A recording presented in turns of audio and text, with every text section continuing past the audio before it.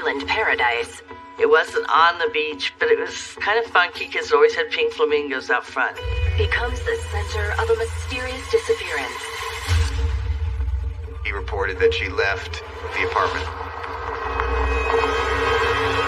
A strange incident on the mainland deepens the mystery.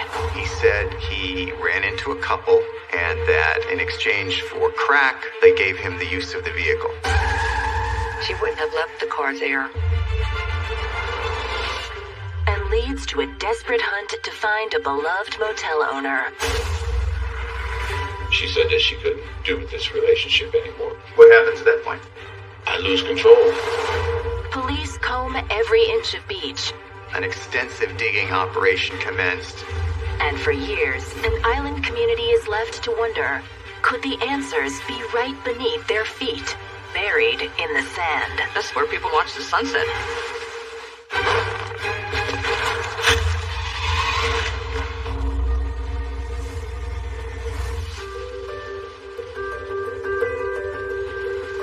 Anna Maria Island is a pristine jewel tucked away on the southwest coast of Florida.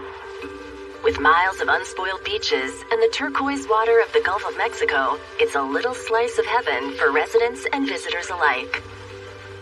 It's Mayberry in paradise is the way we like to describe it. This is Sand Barrier Island, 5 blocks wide, 8 miles long. You feel good all the time, and you want to be outdoors. It's a beautiful spot with amazing sunsets. I still pinch myself sometimes living here.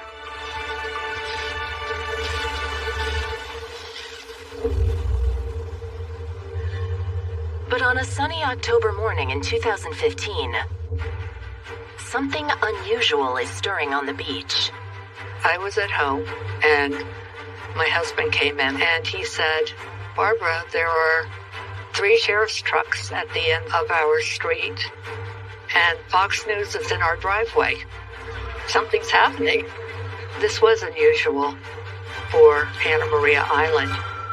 Island residents hear rumors that police are following up on a tip about a woman's body supposedly buried beneath the white sand.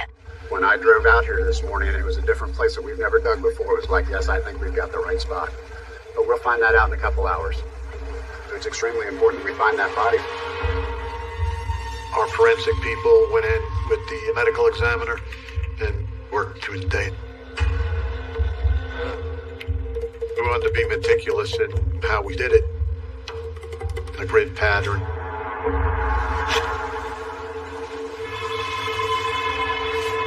And I started seeing bones and the skeleton. It was buried in the sand on the beach. I heard the news in the morning from Holmes Beach Police Chief, and I stood straight up out of my chair with goosebumps from my head to my toes. That's the pavilion where people go and watch the sunset. No one suspected that she would be buried there.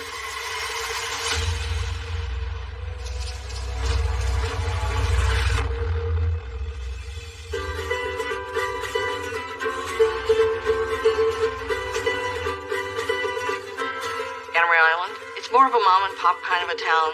Motels, restaurants and the stores are basically locally owned. Places like Haley's Motel. Haley's Motel has always been a very nice motel. Reasonable prices.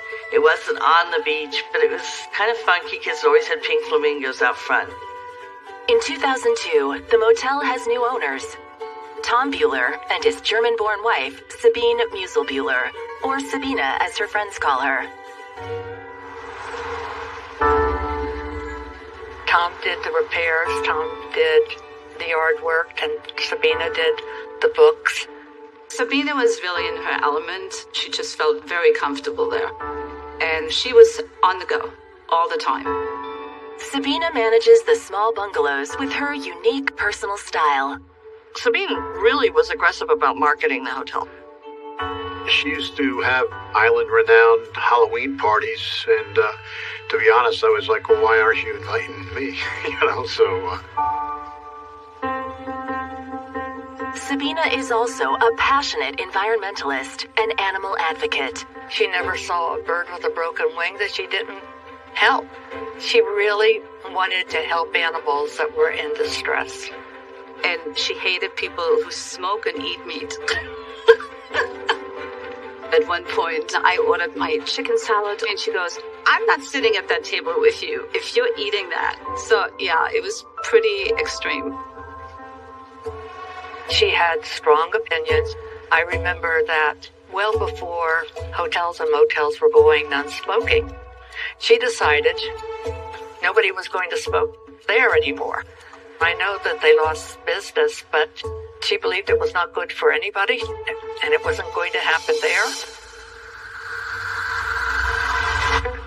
Always guided by her strong convictions, Sabina finds a new cause to get behind in October 2008, when she begins working on Barack Obama's presidential campaign. She was really involved in campaigning for him. She was doing canvassing, knocking on doors just before the election. I know the night of the election she was so jazzed up that he won. She had asked me if I was going to go to the party that the Island Democrats were having, and I told her no, but I know she was looking forward to it. And she didn't show up for the party. Missing an election night party when the person you're supporting wins? I mean, that doesn't fit.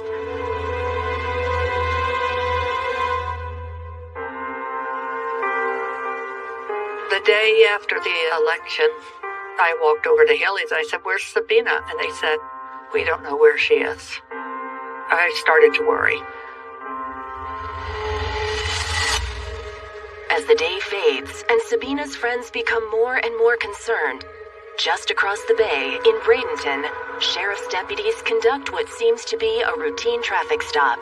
On November the 6th, at about 2:25 in the morning, a deputy of the Manatee Sheriff's Department attempts to stop a Pontiac Sunbird for traffic infraction. And when the deputy attempts to stop the vehicle, the driver flees from the area.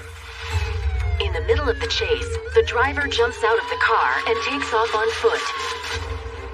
He doesn't get far before officers take him into custody.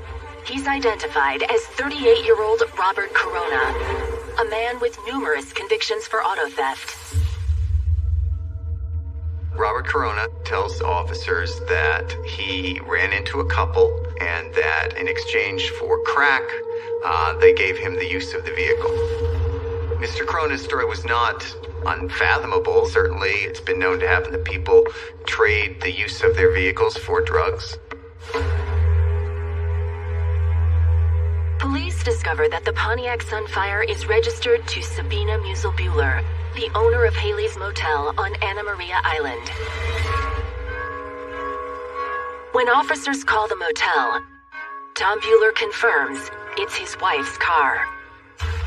There's very tough areas in Bradenton and Manatee County, and he did say that she wouldn't have been in that area of town 2:30 in the morning and let Mr. Corona, borrow her car. Tom was concerned about Sabine.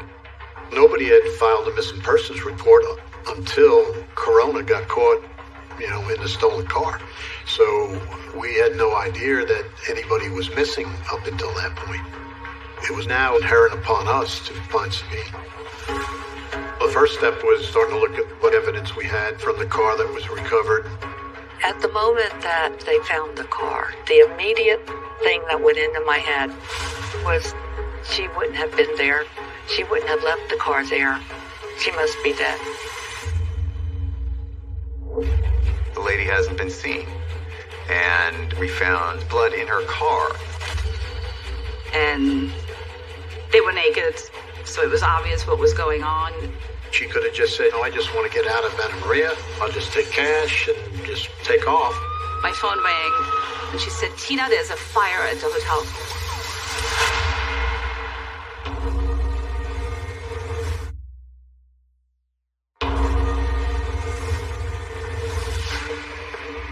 A routine traffic stop has unexpectedly become a missing persons case. Robert Corona, a convicted felon, is under arrest for driving a stolen car. But there's no sign of the car's owner, Sabina Musil-Buehler. In fact, no one has seen her for the past 48 hours. The first thing law enforcement does is they question the missing person's associates and spouse to find out when they've last seen her. Officers spoke to Mr. Bueller. He indicated to them that he hadn't seen her since November the 4th, and he was concerned. Mr. Bueller was extremely cooperative. He was willing to give information and allow police to search anywhere on his premises that they thought might yield evidence. A search of the motel doesn't give detectives any reason to doubt what Tom Bueller has been telling them. But when detectives press Tom about his relationship with Sabina, he admits something that surprises them. The marriage is not on solid ground. Miss Musil Bueller and Tom Bueller had been married for approximately 10 years. Is not on solid ground. Miss Musil Bueller and Tom Bueller had been married for approximately 10 years. But at that time, they were simply friends and business partners. They were not romantically involved. I don't think their relationship was more than, we're business partners and we're friends. They weren't hugging and kissing at any point that I can remember. Tom suggests the detectives talk with a former motel employee named Bill Cumber. He tells them Sabina has been spending more time with Bill than him recently. He explains that he and Sabina met Bill, a woodworker, 3 years earlier. Bill came on the property looking for work, and Sabina, being the kind-hearted kind of person that she was, said, "We've got a handyman work that you can do." 30-year-old Bill performs chores around the motel grounds and instantly draws the attention of guests and Sabina's friends. Bill Cumber was an extremely attractive man and knew how to flaunt it. You're not used to going out of your house and seeing somebody in tight jeans and no shirt. That's young. It was like, who the heck is he? But after just a few weeks on the job, Bill draws some unwanted attention from the police. They arrive with an arrest warrant for arson, a crime committed 2 months earlier. Mr. Cumber had been socializing with some people at a house. There was a woman apparently he took a fancy to. At some point, he became disruptive, and the woman asked him to leave, and he retaliated by setting the house on fire with the occupants still inside. No one was hurt. Mr. Cumber ultimately admitted that he had done it because the woman had scorned him.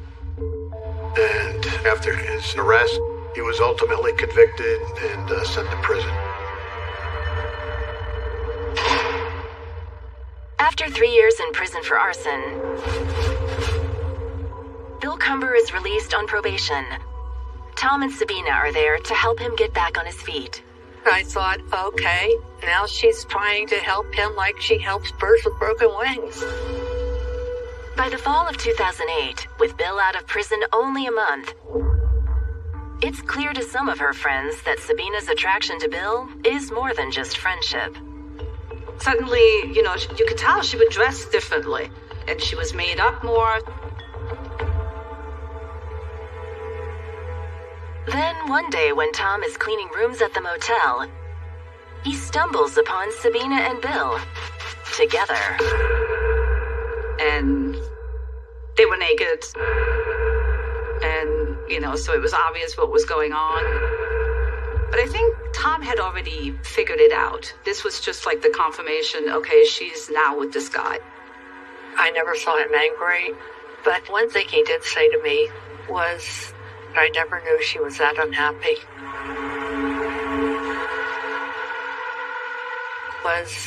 I never knew she was that unhappy.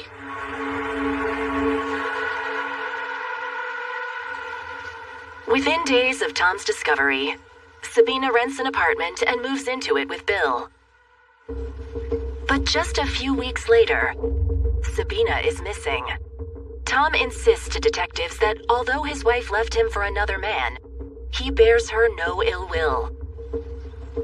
Police find Bill at the apartment. Bill Cumber was cooperative. He wanted to do everything he could to help find Sabine. Bill tells police he hasn't seen Sabina since election night 2 days ago. Mr. Cumber reported to law enforcement that on the night of November 4th, he and Sabine cooked dinner. They then sat down to watch the election returns. At some point, he went to smoke a cigarette. This was a point of dispute between him and Sabine. She did not like him to smoke. They did have an argument, and he reported that she left the apartment at that point.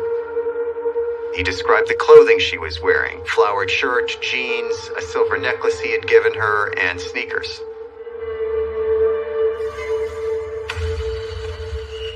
Mr. Cumber allowed the police to search the apartment he shared with Sabine. They didn't see anything out of the ordinary. Sabine's purse was not found in the apartment. It's a possibility that she could have just driven off the island. His story about Sabine could have happened. Detectives fan out across the island and speak to Sabina's friends, hoping someone has heard from her. She wasn't in contact with anybody. We had made some photocopies of pictures of Sabina. And we literally walked around from place to place and said, "Hey, have you seen this lady?" With no sign of Sabina 3 days after her disappearance, detectives press harder on the man found with Sabina's car, convicted felon Robert Corona. The police were concerned that Miss Bueller had not simply disappeared of her own accord, and so they were contemplating this was a possible homicide investigation.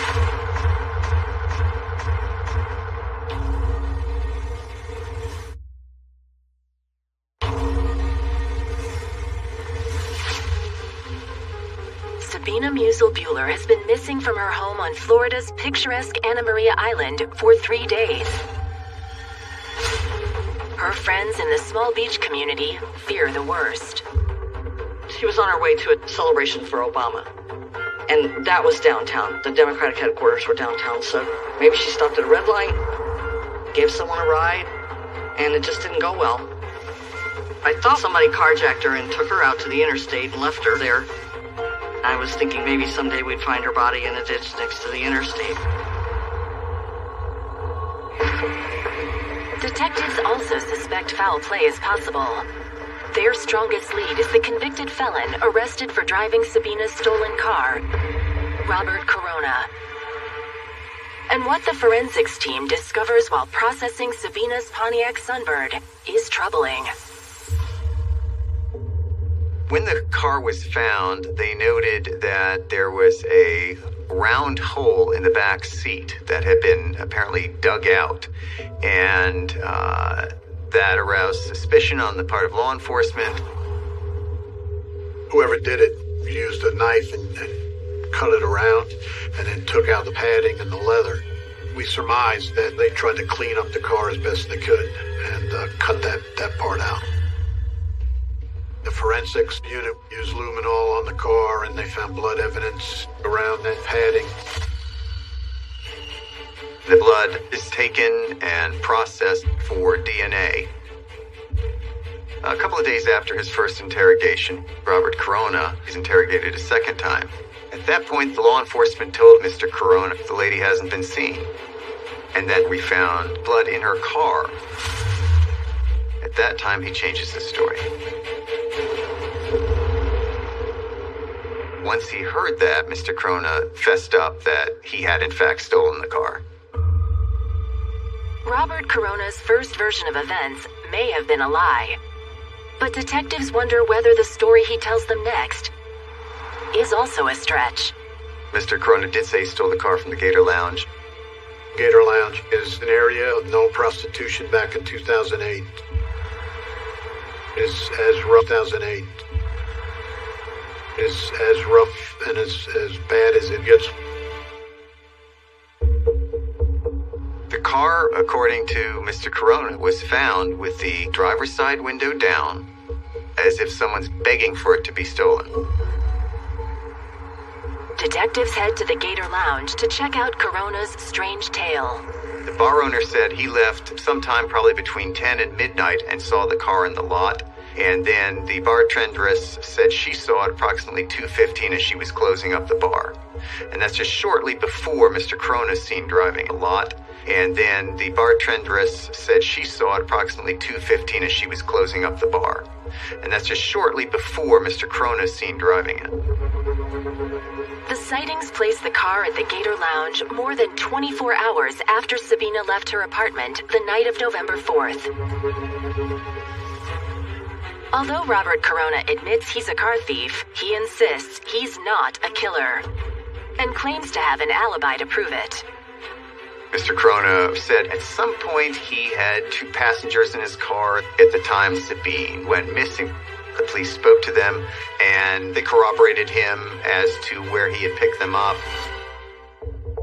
There was another woman who said that she had been with Mr. Corona earlier that evening, that he'd had an argument with his girlfriend, and that he said he was going to, quote, borrow a car. So that tended to corroborate the premise that he just came upon the car and stole it. Mr. Corona lied because he presumably didn't want to go to prison. So Robert Corona was prosecuted for the theft of Miss Musil-Buehler's car.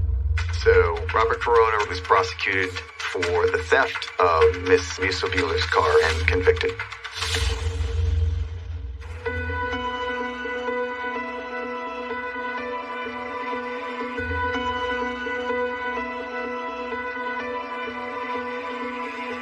At that point, the missing persons case was getting national attention. We were getting tips from around the country, and we had to send leads to different agencies to say, hey, could you vet this investigative lead for us? We must have vetted hundreds and hundreds of tips of what could have happened, where she should have been, but we just kept hitting dead ends. We couldn't find Sabine.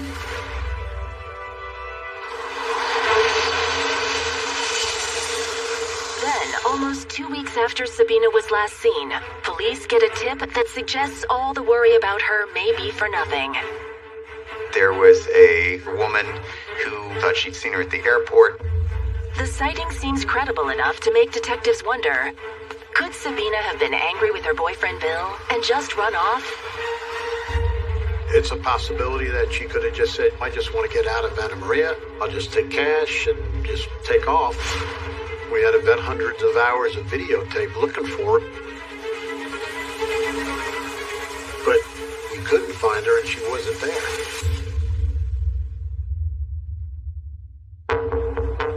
We did a search warrant on her safety deposit box, hoping to find things in that. And Sabine's passport was in there. We exhausted every lead that we had showing that she just didn't up and leave. As hope of finding Sabina alive dwindles, there's a stunning turn of events that sends everyone on the tiny island reeling. My phone rang, and it was a really good friend of Sabina's. She said, Tina, there's a fire at the hotel. We dug up trash, we dug up carcasses from sea turtles where we thought she might be. He did intend to kill her. They were business partners. There was life insurance, so there was motive.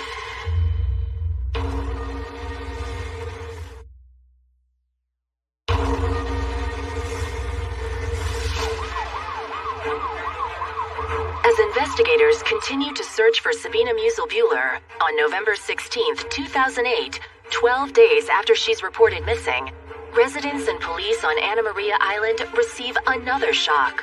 It was a hot fire, and it was going strong. The close-knit island community wonders, could the blaze achieve another shock? It was a hot fire, and it was going strong. The close-knit island community wonders, could the blaze at Haley's Motel and Sabina's disappearance be connected? When the flames are extinguished, investigators begin sifting through the ashes for clues. It was highly suspicious to law enforcement. It was determined that the origin was that it had been intentionally set through the use of accelerants. The origin was that it had been intentionally set through the use of accelerants. Investigators are unable to determine why the fire was set or who might have done it. But that doesn't stop the island rumor mill. Knowing Cumber's background and his previous arson, I immediately thought Cumber.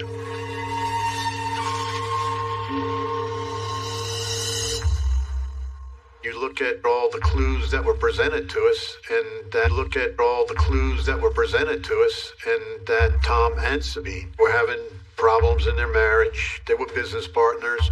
There was life insurance, so there was motive that Tom may have had. And some islanders whisper that if Tom set the fire to collect an insurance payout, he knew how he could throw police off his trail. Tom was the one who told me that Bill Cumber had set a fire to another house. Clearly, everybody would think it was Bill. And there's another potential motive. Jealousy. That was the building that Tom found Sabina and Bill together the first time. I just was like, oh my gosh. To me, that just seemed like the obvious thing. I felt like people on the island were looking at Tom 50% he did it and 50% Cumber did it. There was no 1% off. The arson was still unsolved, but in the interest of thoroughness, Tom Bueller's story was checked out and examined. He was no longer considered a suspect in the fire at the motel because he has a history of being a respected businessman.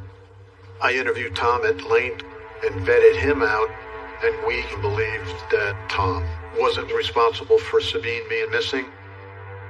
Although Mr. Cumber was a suspect based on his history and based on the surrounding circumstances, there was no forensic evidence that could tie him to it.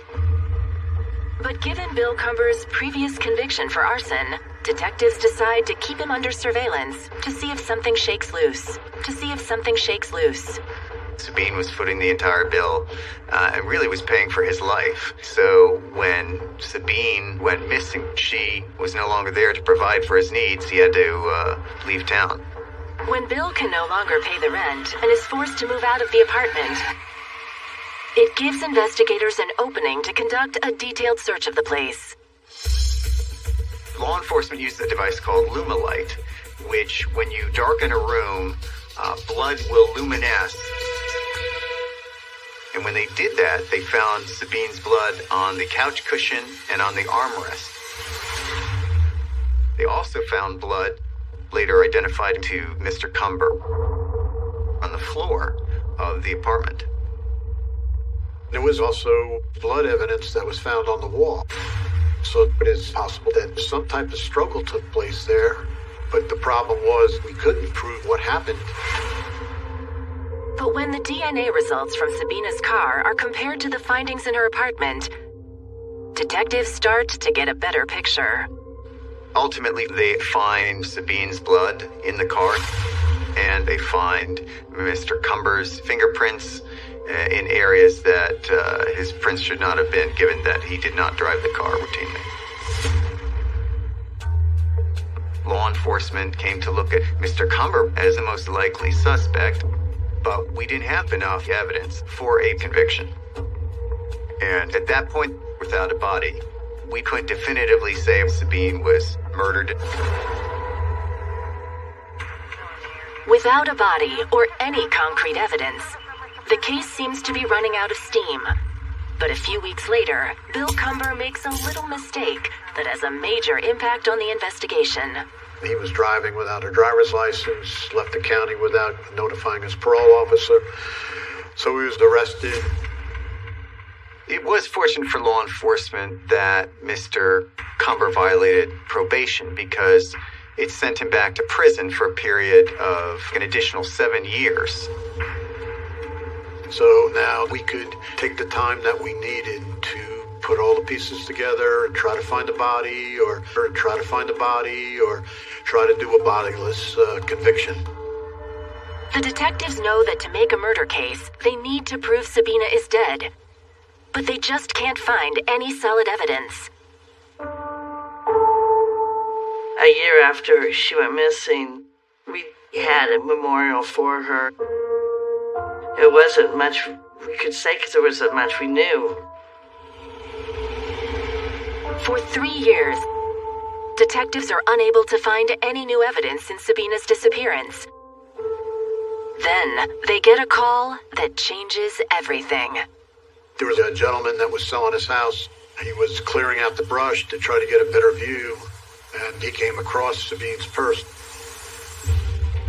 Her driver's license and other items of evidentiary value were recovered inside the purse. And this house was only in a couple of blocks of the apartment that Ms. Bueller and William Cumber shared.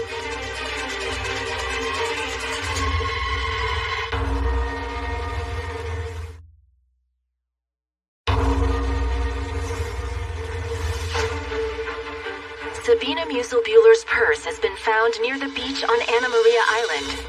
The first solid clue in her disappearance in 3 years. It likely confirms Sabina never left the island.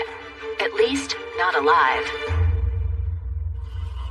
It was a pretty momentous episode in the investigation. We know there was no evidence of Sabine's activity on any of her accounts for 3 years. So there was no evidence that Sabine was still living after the evening of November 4th. We were convinced beyond a reasonable doubt at that point that Sabine was dead. It's very challenging for a prosecutor to prosecute a murder without a body. It can be done. It's legal to do it. You have to put on extensive evidence to show that the victim is dead, and you have to have some evidence pointing to foul play. So we were able to prove that, she's not with us anymore. Okay, she's not here, so where's the body? Well, we can't find the body. In Anna Maria, there's not many places to hide a body, but to bury a body, there's tons of places on the island. The chances of finding the body is slim to none.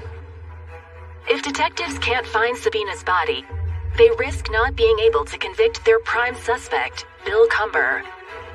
He's currently behind bars for a parole violation, but there's only a few years left on his sentence.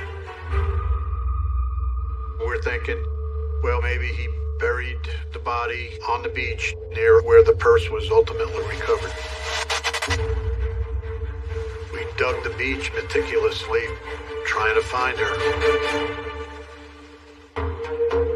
We were using cadaver dogs from Sarasota Search and Rescue and ground-penetrating radar.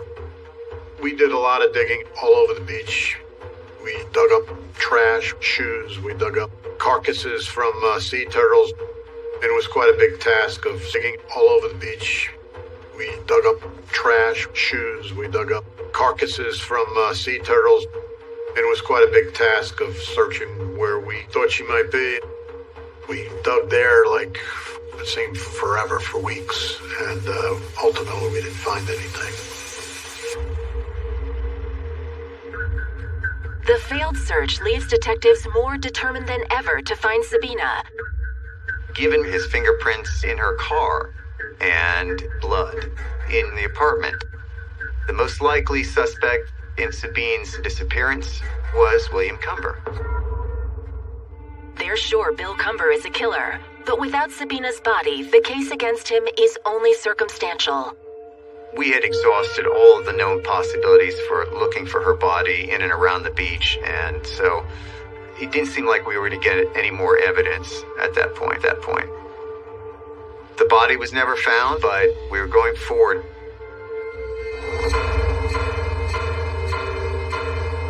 No single bit of circumstantial evidence can win a case, but the collective paints a damning picture. After conferring with law enforcement and the medical examiner, we made a decision to charge Mr. Cumber with second-degree murder. With Cumber facing a potential 22-year prison sentence on the murder charges, his lawyers caused delay after delay. But after years of legal wrangling, he realizes his chances of avoiding conviction are slim to none. Ultimately, I was approached by Mr. Cumber's attorney, who said that Mr. Cumber was interested in a plea offer. On October 15th, 2015, nearly 7 years since Sabina's disappearance, Bill Cumber pleads guilty to second-degree murder. This morning, Mr. Cumber appeared in court and entered a plea agreement to 22 years in state prison. And there was a opportunity for him to provide two other things, and he could get that reduced to 20 years. And those two other things that he would have to provide would be a detailed interview with us as to what he did, and then to show us or tell us where her body was located. Following his plea, I and a couple of members of law enforcement went into a room at the courthouse with Mr. Cumber and his attorney, and I took a recorded interview of him. This is Art Brown of the State Attorney's Office. We are present with William Cumber, pursuant to the plea that Mr. Cumber has just entered. In a slow, emotionless voice, Bill Cumber reveals step by awful step what actually happened on the night of November 4th, 2008. This was about 10:30, 11 o'clock. She encountered me and she smelled the smoke. Kind of like got in a little dispute about it. The argument with Sabine was over his smoking in the apartment and his constant drinking. She said that she couldn't do with this relationship anymore. What happens at that point? His smoking in the apartment and his constant drinking. She said that she couldn't do with this relationship anymore. What happens at that point? I lose control. I hit her in the head with my fist. It was a left first, then right. He said that he had struck her twice in the face, and that she bled from those injuries. What's her reaction to being struck? She gets scared and she covers her face with her hands.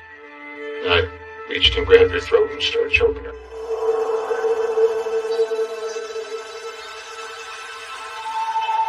Till she wasn't moving.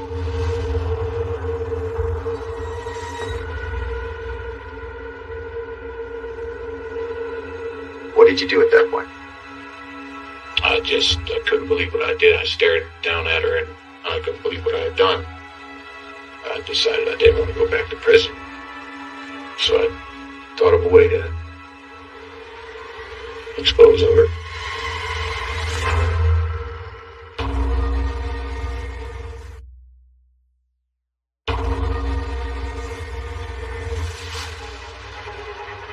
I decided I didn't want to go back to prison. So I decided I didn't want to go back to prison. So I thought of a way to expose her. I believe he did intend to kill her. Strangulation takes some time. It's not like firing a gun or stabbing somebody one time in the heart. It takes concerted effort. Mr. Cumber had a lot of issues with rejection. By his own admission, Sabine's essentially breaking up with him the night of November 4th. And Sabine has been the one funding his life since he's gotten out of prison. I think he just lost his temper in that his meal ticket was walking out the door.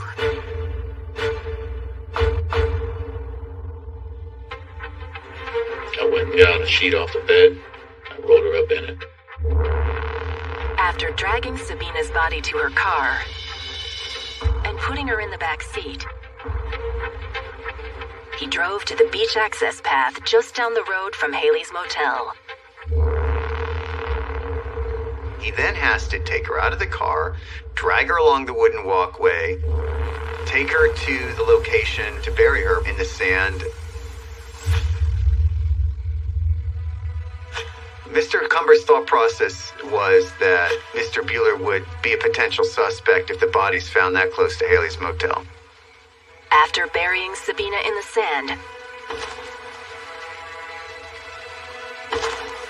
Cumber says he drove back to their apartment and cleaned up. The next day, he drove her car to Bradenton and left it at the Gator Lounge. Why did you pick the Gator Lounge? Any particular reason? Just a bar that I knew was busy. I could just be a customer, parking a car.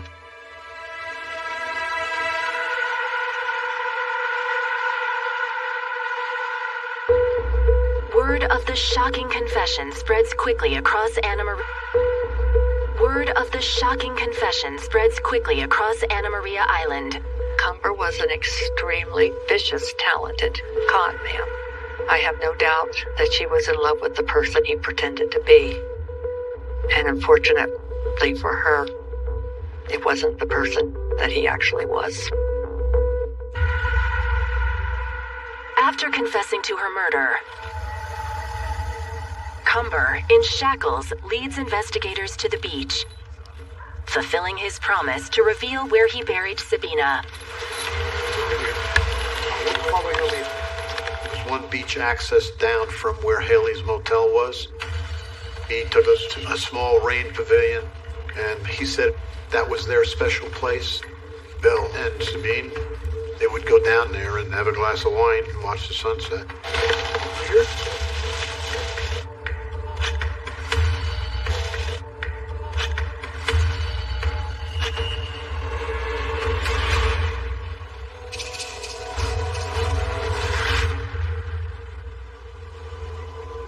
Ultimately, after several hours of digging, they did find skeletonized remains, clothed in a flowered shirt, jeans, silver necklace, just as he had described.